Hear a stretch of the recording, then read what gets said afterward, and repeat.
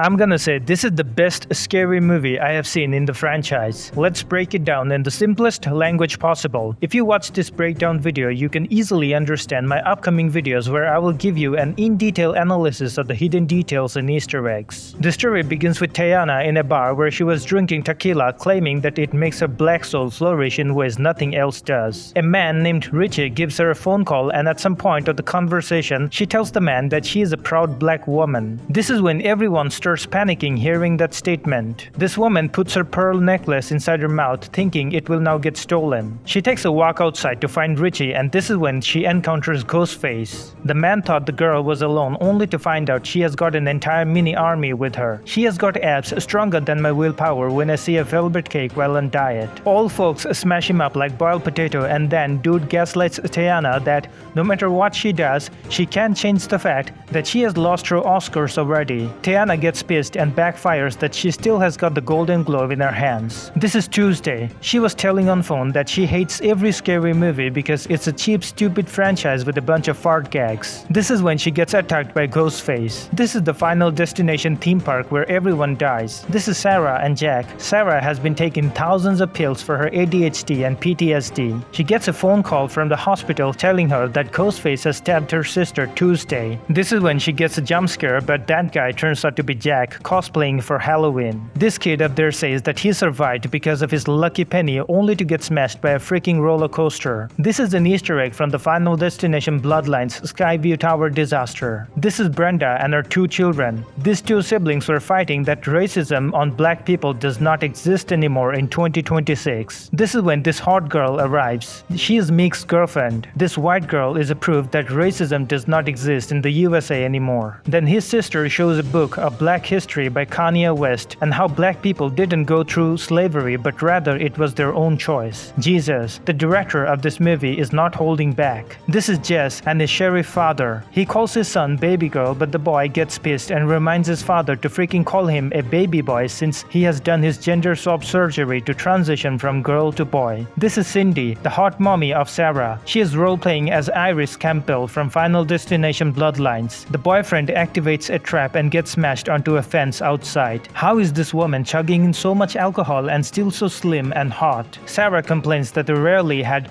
good moments together because Cindy was a terrible mother. Then Cindy reminds her of an amazing Christmas moment with Santa Claus, and yes, he is the Terrifier himself, which is another Easter egg from another franchise. Santa gives Sarah a disgusting gift, and this is how she got to learn that Santa Claus does not exist. While reminiscing their past memories, Cindy falls into her own trap, but she is fine. These guys in the meanwhile are making preparations for Ghostface with pepper spray and taser. And there comes the entry of Shorty. He is the main character in the story in case you don't know. The movie gives another slap to the woke culture through a dialogue of Shorty where he says that he makes money through live streaming, drop shipping garbage products and doing crypto scams with his fans because he wants to live the hard work, the actual hard work to the working class people of America. There comes the entry of Ray, the brother of Shorty. Dude is driving a vintage car with an electric setup and the charging station says woke watts. This scene is a parody recreation of the latest Sinners movie. This is Pastor Prime. He confesses to everyone that he is not gay anymore. He doesn't like the ladyboys in Thailand. He doesn't support any woke ideology and he identifies himself as a man and man only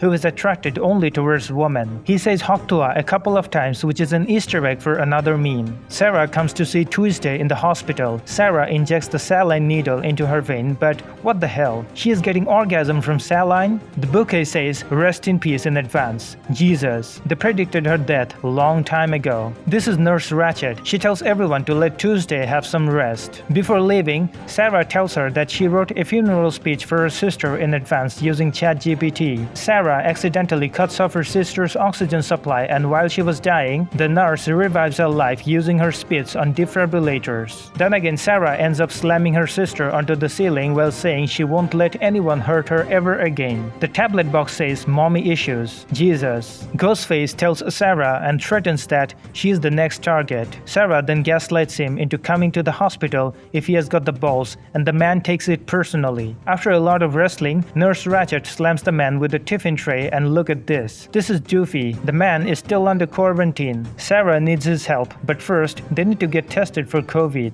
The man still doesn't know that the COVID lockdown has been over for like 4 years. Doofy is now willing to help them investigate who is Ghostface and how to catch that sneaky piece of shit. They're all now in the house of Shorty. Cindy's longtime friend is Shorty. Cindy says that in between weed addiction, racist cops, and below average salary for the black people in America, she never thought that Shorty would survive this long. Anyways, Brenda shows a revolver from college days and accidentally shoots a guest at home. They bury the dead body as if nothing has happened. They all begin to discuss who might be the Ghostface in disguise among them, and Mick's sister blames Sarah to be the main culprit. She gets pissed and walks away from the house saying that it was a waste of time being with them. Jess's father gets a threat on phone call from Ghostface that his transgender son will be the next target. The man quickly rushes to the house of Shorty but gets a surprise stab. When he wakes up, he finds out that Ghostface has taken something from him he can never grow again. Dude calls Jess and asks him to look outside. And what was happening outside?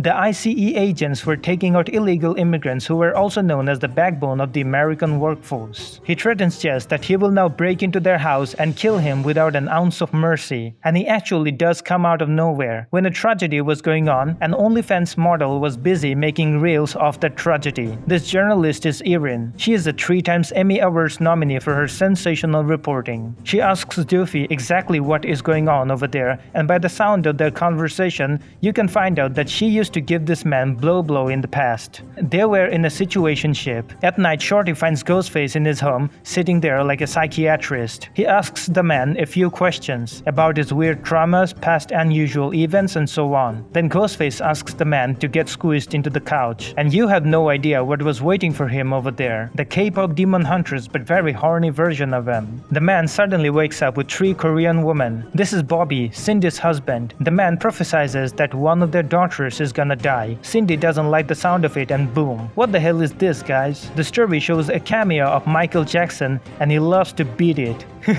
You understand the dark humor, right? Tuesday accidentally hits Jack thinking it was Ghostface, and then dude really appears out of nowhere. Tuesday tries to run away, but she couldn't go any further. Sarah comes in time to save her sister's life. Tuesday gets emotional and Sarah screeches that Tuesday won't be getting any Oscar for her sentimental performance because actors in horror movies don't get awards. Deputy Doofy gets attacked and he makes Ghostface eat his poop. Oh my god. Even the smell of his poop couldn't save his life though. This is Shorty Hands. This man looks always constipated. The FBI believes that Short Hands must be the notorious Ghostface, but as these guys are racist, they can easily blame a black or brown man for a crime with no evidence and beat him up. So someone else is now taking the hit. Officer tells the police to turn off their body cams to wipe out any evidence of their police brutality. Journalist Erin is going through a plastic surgery to make herself look younger. The doctor is going to inject something called the stuff into her lips and ass cheeks to make her look younger. And of course, Ghostface will appear out of nowhere to double the fun.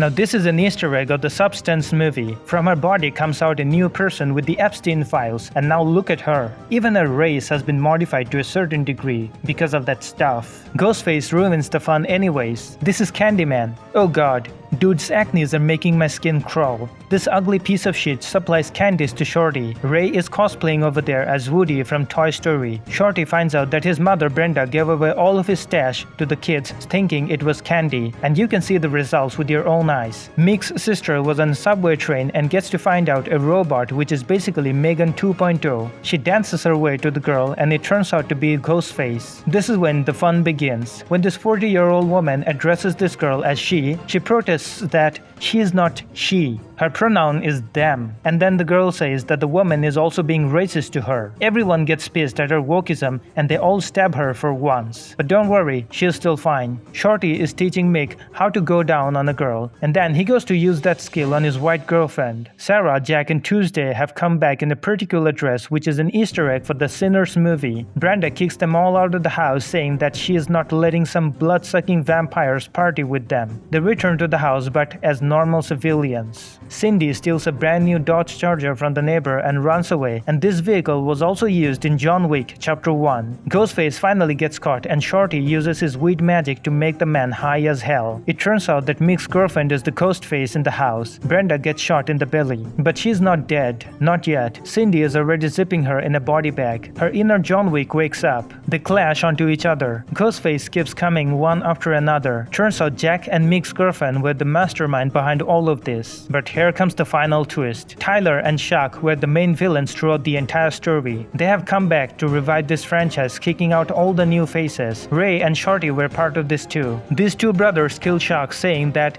he steals all the attention from the audience, leaving them no fame to gather from the new movies. And then Tyler gets killed because he didn't win a single Emmy Award despite 8 nominations. Sarah and Tuesday get tied along with other young members because these two brothers want no more new faces in the franchise. And this is the end of the story. Subscribe to my channel if you want to watch every single hidden detail and Easter eggs I found out in the movie.